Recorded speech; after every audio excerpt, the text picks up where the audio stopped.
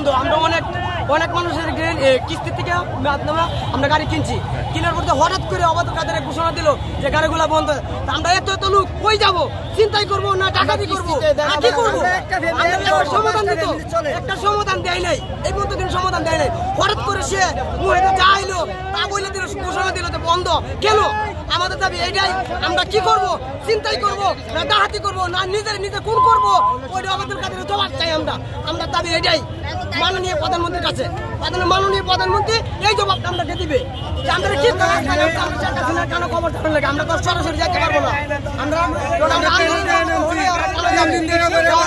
ওরা একটা সমাধান দেবে।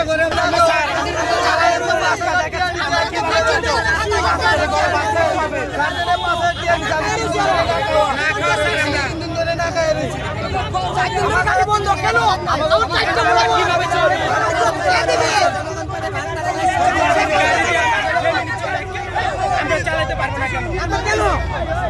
আমরা তো রিক্সা চালাচ্ছি, আমরা তো